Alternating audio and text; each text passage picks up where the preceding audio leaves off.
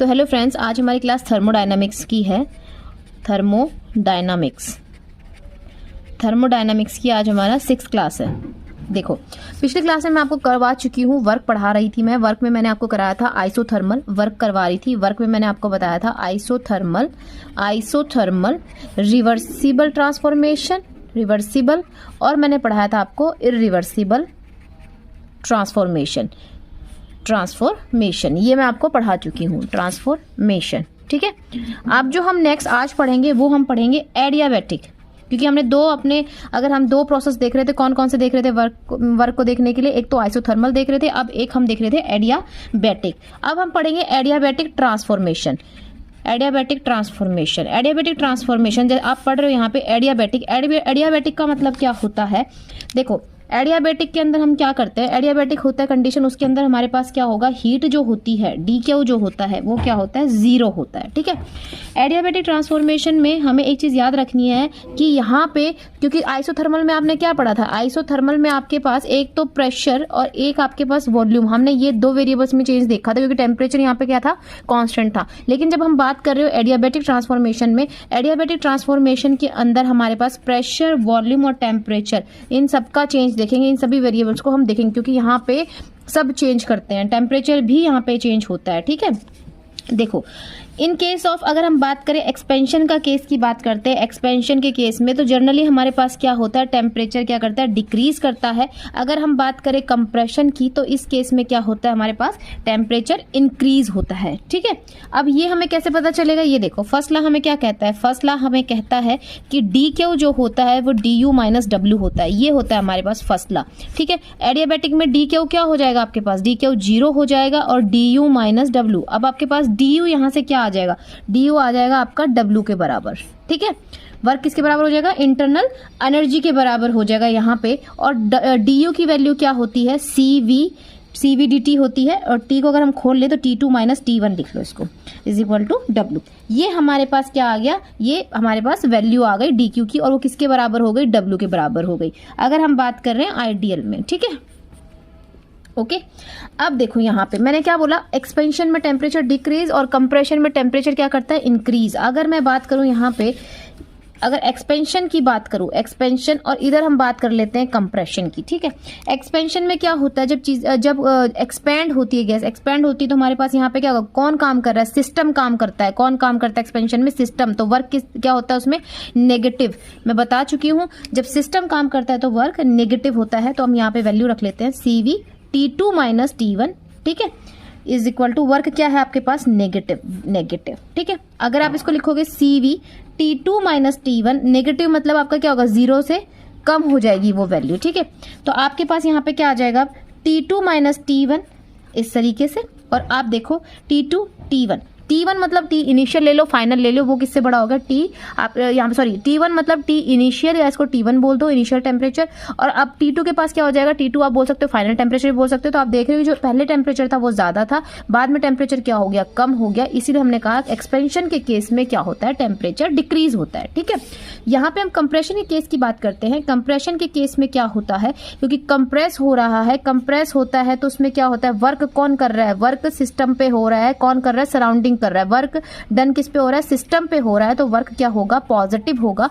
तो यहाँ पे वर्क क्या होगा? पॉजिटिव। और यहाँ पे वही लिखेंगे T2 माइनस T1, ये CV T2 माइनस T1, ये पॉजिटिव मतलब ग्रेटर देन 0 होगा, तो T2 माइनस T1 क्या हो जाएगा? ग्रेटर देन 0, तो T2 क्या हो जाएगा? T1 से बड़ा हो जाएगा आपके पास। इसका मतलब फाइनल टेम्परेचर जो हमारे पास आया है वो इनिशियल से ज्यादा है। इसके मतलब क्या हुआ कि जब भी कंप्रेशन करते हैं तो हमारे पास टेम्परेचर क्या करेगा? इंक्रीज होगा। यहाँ तक आपको समझ में आ गया होगा। अब हम बात करते हैं यहाँ पे, देखो, तो हमने अभी यहाँ क्या निकाला कि एडियाबैटिक, अगर हमसे ऐसे आ जाए कि एडियाबैटिक एक्सपेंशन में, ठीक है, टेम्परेचर, प्रेशर और वॉल्यूम की बात की जाए तो क्या फर्क पड़ता है एडियाबैटिक में? और अगर हम बात करें एडियाबैटिक कंप्रेशन में, ये इंपॉर्टेंट है, पूछ सकते हैं, छोटी छोटी चीजें ही पूछते हैं। कंप्रेशन में टेम्परेचर, प्रेशर, वॉल्यूम पे क्या फर्क पड़ेगा। तो आपको मैंने बताया एक्सपेंशन में क्या होता है, टेम्परेचर डिक्रीज होता है, ठीक है। टेम्परेचर डिक्रीज होगा तो प्रेशर भी क्या होगा, डिक्रीज होगा। अगर ये डिक्रीज होगा तो वॉल्यूम क्या करेगी, बढ़ेगी। आपको पता है PV is equal to nRT। यहाँ पे टेम्परेचर की प्रेशर डायरेक्टली प्रोपोर्शनल है और वॉल्यूम के प्रेशर क्या होता है, nRT बाई V। तो वॉल्यूम के इनवर्सली प्रोपोर्शनल। टेम्परेचर घटेगा तो प्रेशर घटेगा, प्रेशर घटेगा तो वॉल्यूम बढ़ेगी, ठीक है, ठीक है।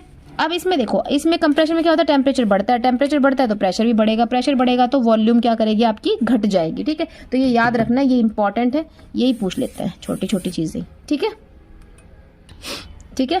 तो जैसे हमने आइसोथर्मल में पढ़ा था ट्रांसफॉर्मेशन में, अब पढ़ते हैं हम एडियाबैटिक में, ठीक है। एडियाबैटिक ट्रांसफॉर्मेशन पढ़ेंगे आइडियल गैसेस का। तो उसको स्टार्ट करते हैं। Adiabatic transformation of ideal gas. Ideal gas का हम क्या करेंगे, एडियाबैटिक ट्रांसफॉर्मेशन पढ़ेंगे, ठीक है। देखो अब यहाँ पे क्या है, इनिशियल स्टेट, ए स्टेट से बी स्टेट जा रहे हैं, ठीक है।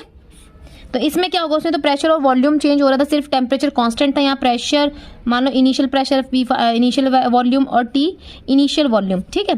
तीनों चीज यहाँ पे क्या करेंगी, तीनों वेरी करेंगी यहाँ पे, और यहाँ पे पी फाइनल प्रेशर फाइनल और टी फाइनल, ठीक है। या फिर आप इसको P1 V1 T1 लिख दो, P2 V2 T2, ठीक है। अब हम निकालते हैं कि इनिशियल और फाइनल जो वेरिएबल्स होते हैं उनके, देखो पहले हम दो केसेस में पढ़ेंगे। एक पढ़ेंगे रिवर्सिबल में, यही तो पढ़ना था हमें, जैसे आइसोथर्मल को हमने रिवर्सिबल इरिवर्सिबल में पढ़ा, इसको भी क्या करेंगे, इरिवर्सिबल और रिवर्सिबल में पढ़ेंगे, ठीक है।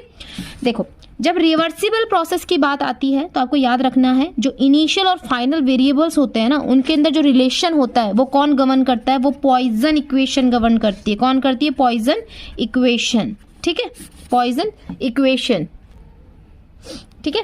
तो किससे गवर्न होता है, पॉइजन इक्वेशन, याद रखना, ठीक है। पॉइजन इक्वेशन में क्या है, P1 लिख लो या P initial, V initial, gamma equal to, ठीक है, P final, V final, gamma, ये, ठीक है। और जो गामा होता है वो क्या होता है, gamma is equal to CP by CV, ये होता है हमारे पास, मैं लिखवा चुकी हूँ पीछे रिलेशन, ठीक है। और ये क्या होता है, ये होता है atomicity of gas, atomicity of gas, ठीक है, ये होता है, ओके। अब देखो इसमें क्या था कि जो जितने भी वेरिएबल्स हैं उनमें क्या करते हैं, हम रिलेशन निकालते हैं, और वो रिलेशन किसकी हेल्प से निकलता है, रिवर्सिबल में पॉइजन इक्वेशन उन्हें गवर्न करती है। और पीवी के बीच में क्या रिलेशन है, ये होता है पीवी के बीच में रिलेशन। अगर बात की जाए आपके पास टेम्परेचर और वॉल्यूम के बीच में क्या रिलेशन होता है, तो वो T इनिशियल, V इनिशियल, ये गामा -1, यहाँ पे T final, V final, gamma -1, ठीक है, ये होता है। अगर बात की जाए प्रेशर और टेम्परेचर के बीच में क्या होता है, तो यहाँ पे आपको लिखना है P गामा -1 माइनस गामा, और यहाँ पे हो जाएगा gamma is equal to P final 1 minus gamma, और यहाँ पे हो जाएगा T फाइनल, ये गामा, ठीक है। ये आपके पास ये आ गए, ये तीन रिलेशन आ गए, और ये तीनों याद रखने हैं, तीनों रिलेशन इंपॉर्टेंट है, इनकी डेरिवेशन नहीं करनी है, यहाँ तक ये आपको याद रखना है, ठीक है ना। ये होती है, ये रिवर्सिबल के केस में जो तीनों वेरिएबल्स होते हैं उनके बीच में जो हम रिलेशन निकालते हैं वो गवर्न कौन करती है, वो करती है पॉइजन इक्वेशन आपकी गवर्न करती है, ठीक है। अब जब हम इरिवर्सिबल की बात करते हैं, जब हम इसकी बात करते हैं तो इसके अंदर जो रिलेशन निकाल रहे हैं हम इनिशियल और फाइनल वेरिएबल्स के अंदर, अगर इरिवर्सिबल की कंडीशन है तो कौन गवर्न करता है, govern by first law. First law क्या करता है आपका, गवर्न करता है उसको, ठीक है। फर्स्ट लॉ हमारे पास क्या था, DQ is equal to DU minus W, ये था। अब कंडीशन क्या है हमें पता है, एडियाबैटिक कंडीशन है। एडियाबैटिक कंडीशन में DQ क्या होता है, 0 होता है, ठीक है। तो DU किसके बराबर हो गया, W के बराबर हो गया, वर्क के बराबर हो गया यहाँ पे, ठीक है। अब DU की अगर वैल्यू यहाँ पे रखे तो क्या होता है, CV T2 माइनस T1 यहाँ पे, और ये हो जाएगा माइनस, यहाँ पे W क्या होता है, P एक्सटर्नल, यहाँ पे V2 माइनस V1, ये हमारे पास निकल के आया, ठीक है ना। अब यहाँ पे देखो, इसको हम इस CV T2 माइनस T1, इसको हम ऐसे लिख सकते हैं, माइनस इसको P2 भी लिख लो, क्योंकि एक्सटर्नल प्रेशर को P2 ले लिया हमने यहाँ पे, V2 माइनस V1। तो हमारे पास क्या आ गया, ये रिलेशन निकल के आ गया, ये रिलेशन आ गया हमारे पास, ये आपके पास एक इक्वेशन आ गई, ठीक है। अब जैसे हमने इसमें रिलेशन निकाला था, सभी वेरिएबल्स के बीच में रिलेशन निकाला था ना, वो किसने गवर्न किया था, पॉइजन इक्वेशन से। यहाँ पे जो हमें कौन बताएगा, ये फर्स्ट लॉ बताएगा, और अब हमें ये एक इक्वेशन मिल गई है। अब हमें रिलेशन यहाँ पे भी वेरिएबल्स में निकालना है, तो हम कैसे निकालेंगे, देखो हमें पता है कि अगर हमारे पास क्या है, यहाँ पे P1 V1 क्या होता है, R टी के बराबर है, P2 V2 भी किसके बराबर है, यहाँ पे T1 R T2 के बराबर है। ठीक है, जब हम बात कर रहे हैं, क्योंकि यहाँ पे क्या कर रहे हैं, देखो ये तीनों वेरिएबल्स क्या कर रहे हैं, वेरी कर रहे हैं, तो यहाँ पे क्या इक्वेशन बनेगी, P1 V1 is equal to R T1 और ये R T2। ठीक है, अब यहाँ से हमने P2 की वैल्यू निकाल ली, P2 की वैल्यू किसके बराबर हो जाएगी, R T2 बाई V2, ये P2 की वैल्यू इसके बराबर हो गई।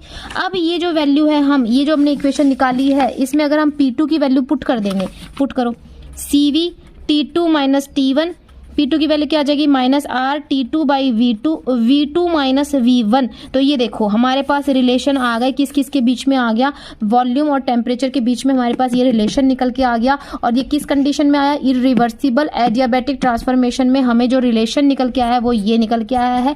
इसी तरीके से आप क्या करोगे, यहाँ पे अगर अब आपको निकालना है, मान लो यहाँ पे अब नेक्स्ट आप इक्वेशन निकाल रहे हो, उसमें आप रिलेशन निकालना चाह रहे हो, यहाँ पे किसके बीच में आप निकालना चाह रहे हो, आप प्रेशर और टेम्परेचर के बीच में। तो आप क्या करोगे, जहां पे वॉल्यूम गिवन है ना, उसकी वॉल्यूम की वैल्यू, अब देखो कैसे करना है इसको, देखो मान लो आपको किस में निकालना है, नेक्स्ट आपको निकालना है प्रेशर और टेम्परेचर के बीच में। तो आप कैसे करोगे इसको, देखो आपके पास क्या इक्वेशन है, ये इक्वेशन यही लिख के चलना, सबसे मेन इक्वेशन यही है, C T2 माइनस T1। ठीक है, अब देखो P2, अब यहाँ पे क्या करोगे, जो वॉल्यूम है, वॉल्यूम क्या होता है, वॉल्यूम अगर P2 V2 is equal to R T2, V2 किसके बराबर हो जाएगी, R T2 बाई P2, लिख दो R T2 बाई P2, ये हमारे पास आ गया।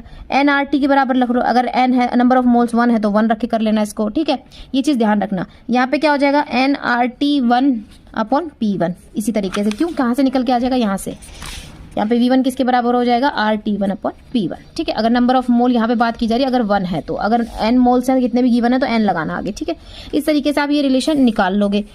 ठीक है, अब ये आपका निकल गया, आपके पास वॉल्यूम और टेम्परेचर के बीच में, ये निकल गया प्रेशर और टेम्परेचर के बीच में। ऐसे ही आप किसके बीच में निकाल लोगे, आप निकाल लोगे नेक्स्ट आप प्रेशर और वॉल्यूम के बीच में। तो इस तरीके से इरिवर्सिबल एडियाबैटिक ट्रांसफॉर्मेशन में हमें जो रिवर्सिबल की, अगर इरिवर्सिबल की बात करें तो हमें इनके बीच में जो वेरिएबल्स के बीच में रिलेशन है वो हम इस इक्वेशन से निकाल लेंगे इस तरीके से। और अगर रिवर्सिबल की बात की जाए तो इसमें कौन गवर्न करता है, इसे पॉइजन इक्वेशन गवर्न करती है, और हमें 3 रिलेशंस ये मिले हैं, ये इंपॉर्टेंट है, ये याद रखने हैं। जैसे मैं आपको यहाँ पे एक क्वेश्चन करा देती हूँ, अगर आपके पास गिवन है 1 मोल ऑफ आइडियल गैस, ठीक है, कोई भी आइडियल गैस जो है उसकी जो CV की वैल्यू गिवन है वो कितनी है, CV is equal to 1 R given है आपके पास। ठीक है, ये वैल्यू आपके पास गिवन है, वो एक्सपेंड कर रही है, कैसे एक्सपेंड कर रही है, लिखा हुआ है एडियाबैटिकली। क्वेश्चन को ध्यान से पढ़ना, क्या लिखी हुई कंडीशन, एडियाबैटिकली कंडीशन आपको लिखी हुई है, और volume change 10 litre to 100 litre हो रहा है यहाँ पे। और जो टेम्परेचर है वो कितना था, इनिशियल T1 जो था वो 1000 केल्विन था। और अब आपसे पूछा जा रहा है कि T2 की वैल्यू बताइए, किसकी वैल्यू बताइए, T2 की वैल्यू बताइए। अगर प्रोसेस क्या हो, इफ प्रोसेस क्या हो, रिवर्सिबल हो, क्या हो, रिवर्सिबल हो, तो आप T2 की वैल्यू बताइए उसके अंदर। तो ये क्वेश्चन आप किस तरीके से सॉल्व करोगे, देखो आपको मैं रिलेशंस करा चुकी हूँ, मैं इसीलिए कह रही थी आप रिलेशन याद रखना। देखो रिलेशन क्या होता है, CP माइनस CV किसके बराबर होता है, R के बराबर होता है। ठीक है, CV की वैल्यू कितनी दे रखी है, 1 R, तो CP की वैल्यू कितनी आ जाएगी, CV प्लस R, तो ये कितनी है, 1 R प्लस R, तो कितना हो जाएगा हमारे पास, ये 2 R आ गया हमारे पास। ठीक है, CP की वैल्यू क्या आ गई, 2 R आ गया आपके पास। ठीक है, अब देखो यहाँ पे, अब क्योंकि यहाँ पे आपको टेम्प वॉल्यूम V2 V1 सब गिवन है आपके पास, CV की वैल्यू गिवन है, T1 गिवन है, T2 निकालना है। कंडीशन दे दी, रिवर्सिबल एडियाबैटिक की बात करिए, और रिवर्सिबल एडियाबैटिक में हमने पॉइजन इक्वेशन से जो रिलेशन पढ़ा था, ये रिलेशन जो हमने पढ़े थे, ऐसे कौन सा रिलेशन है जिससे ये क्वेश्चन सॉल्व हो जाएगा। तो ये देखो आपको इनिशियल V इनिशियल दे रखा है, V फाइनल दे रखा है, T फाइनल निकालना है, T इनिशियल दे रखा है, तो आपको किसकी वैल्यू चाहिए, गामा की वैल्यू चाहिए। वो कैसे निकालोगे, वो अब इस रिलेशन से निकालोगे, क्योंकि हमें पता है gamma is equal to CP upon, एक मिनट दिख नहीं रहा, CP अपॉन CV होता है। क्या होता है, CP अपॉन CV होता है यहाँ पे। ठीक है, अब यहाँ पे CP की वैल्यू कितनी आई, 2 R आ गई, और CV की वैल्यू कितनी आ रही है, कितनी गिवन है, 1 R, तो यहाँ से क्या आ गया हमारे पास, वैल्यू 2 आ गई। ठीक है, क्या आ गई आपके पास, वैल्यू 2 आ गई यहाँ से। ठीक है, अब जो आपके पास 2 वैल्यू आ गई, इसको क्या करोगे आप, इसको अब आप क्वेश्चन में जो फॉर्मूला है T1 initial V initial gamma minus 1 is equal to T1 T2 V2 gamma minus 1, यहाँ पे पुट कर दो। T1 की वैल्यू कितनी गिवन है आपको, इनिशियल टेम्परेचर 1000 गिवन है। ठीक है, और वॉल्यूम इनिशियल कितनी गिवन है, 10 लीटर गिवन है, और उसके ऊपर value gamma minus 1 2 minus 1 is equal to यहाँ पे क्या है T2 है निकालना जो हमें, और वॉल्यूम कितनी गिवन है हमारे पास 100 लीटर गिवन है, ठीक है। और आपके पास गामा की वैल्यू 2 और -1, तो यहाँ से आप आराम से इसको सॉल्व करके इस क्वेश्चन को T2 की वैल्यू निकाल लोगे। इसीलिए ऐसे सिंपल क्वेश्चंस आते हैं, तभी मैं बोल रही हूँ आपको ये रिलेशंस याद रखने हैं। तो आज की क्लास में इतना ही। और एक मिनट, हाँ, एडियाबैटिक की बात की जाए, एडियाबैटिक की, तो याद रखना हमेशा कि एडियाबैटिक में डी क्यू क्या होता है, 0 होता है, ठीक है। तो डी यू की वैल्यू क्या आएगी, डी क्यू क्या होता है, डी यू माइनस डब्ल्यू होता है, ये 0 है, तो क्या आ जाएगा डी यू माइनस डब्ल्यू, तो डी यू क्या आ जाएगा यहाँ से, डब्ल्यू के बराबर आ जाएगा, D U equal to W. तो कभी भी आ जाए कि अगर एडियाबैटिक कंडीशन है उसमें डी यू की वैल्यू कितनी होती है, तो आइसोथर्मल में डी यू किसके बराबर होता है, 0 के बराबर होता है, लेकिन एडियाबैटिक में डी यू किसके बराबर होता है, डब्ल्यू के बराबर होता है, ठीक है। किसके बराबर होता है, डब्ल्यू के बराबर होता है, ठीक है। तो इस तरीके से आप ये जो चीजें हैं ये याद रखना, डी क्यू 0 तो डी यू डब्ल्यू के बराबर होता है, ठीक है। इसमें खोल के भी पूछ सकते हैं, डी यू की वैल्यू CV dt होती है इक्वल टू डब्ल्यू होता है, इसको और खोलोगे आप। ये सिर्फ 1 मोल की है, मैं पहले और जो पहले क्लासेस कराई उसमें मैं करा चुकी हूँ किस तरीके से, अगर n मोल की हो तो n CV dt होता है इक्वल टू डब्ल्यू, ठीक है। और इसको खोल लो, n CV T2 minus T1 equal to W, ये इस तरीके से, ठीक है। तो एडियाबैटिक की क्लास यहीं पे खत्म होती है। अब हम नेक्स्ट क्लास में आपको अलग, ठीक है, तो अब क्लास यहीं पे खत्म होती है। अब हम आपसे मिलते हैं नेक्स्ट क्लास में। Thank you.